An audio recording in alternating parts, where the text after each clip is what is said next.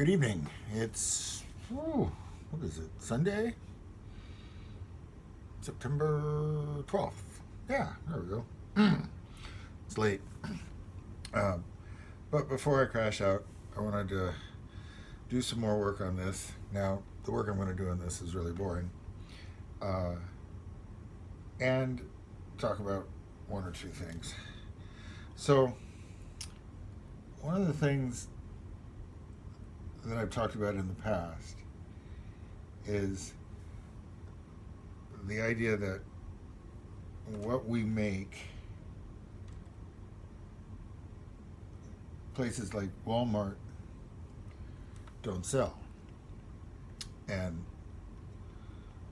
what they sell we don't make. And some of that is frankly just based on price.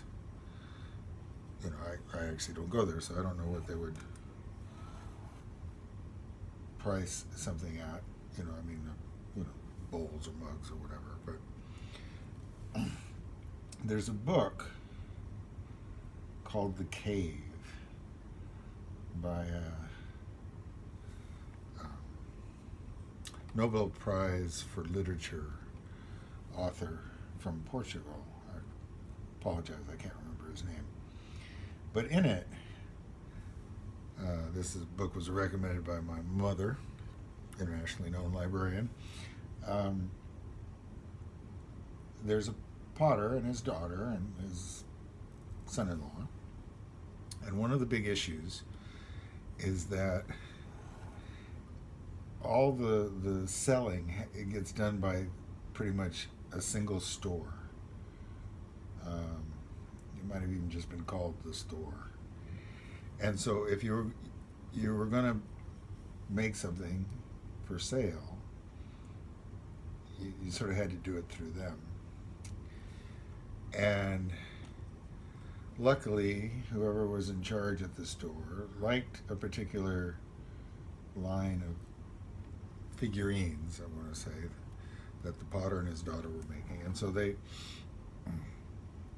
family finances were saved, except the store, being as big as it was, needed a ridiculously large number. And so the potter and his daughter more or less made themselves miserable, firing the kiln over and over again, trying to meet the demand of the store. Anyway, it's a pretty dark read. But one of the things I've been thinking about is this whole issue of global versus local. Okay, so personally, I would have a hard time, I could do it, I would have a hard time making a complete set of serving ware for a restaurant. I could do it. But for instance, we have a restaurant here in Lawrence which has expanded into, I believe, 11 locations in the area.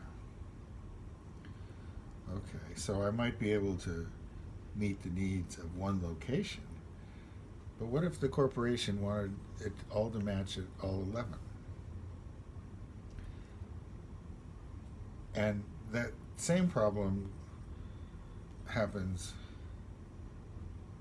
at any big store. I mean, it doesn't even have to be pots. For instance, there's a whole thing about shop local for food. Okay, so if you're a local farmer, garden farmer, and you get a deal with a particular restaurant, it's not that they want to buy, say, 80 pounds of tomatoes from you this week. It's that they need 80 pounds of tomatoes from you every week, all year long. So there's automatically this issue of scale between someone like me who's strictly local and and a factory, and an institution that can produce the hundreds and thousands of items needed by even a regional chain, much less a national or global chain.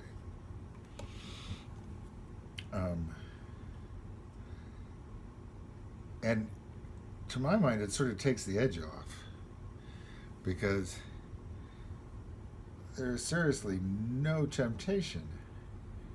There's no walking through Target going, oh, I wish they had a display of my pots here. It's not going to happen. It's absurd. They're not going to ask me. I'm not going to be able to say yes. It's as if we're two entirely different cultures. And to some extent, I guess our broader culture needs both, because there are people who are emotionally wed to the idea that something's only good if it's produced identically by the thousands. Okay, that's fine. And honestly, I don't need to sell 10,000 of anything. That's not one of my financial needs or one of my emotional needs. So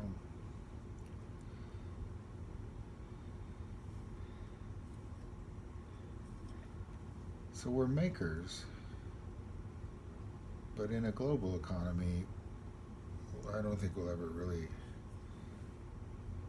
even be visible. So, I may have warned you, I forget, it was a while ago, that this is very boring. This is what you do with a double walled, or what I do. I like the symmetry of it, in part because, based on my instruction in college, symmetry implies intelligence. I mean, it might be boring to some people, but you have to plan for it. It doesn't happen accidental. And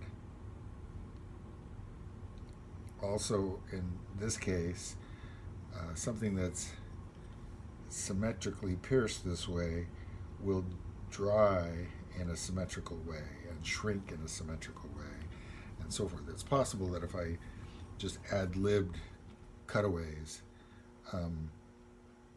I could accidentally create something that would either warp quite dramatically in the drying or firing, or just tear itself to pieces. When these things shrink, and they all shrink, that shrinkage is stressful. Things are tugging at each other. So, anyway, there'll be more progress, future videos. Have a good evening.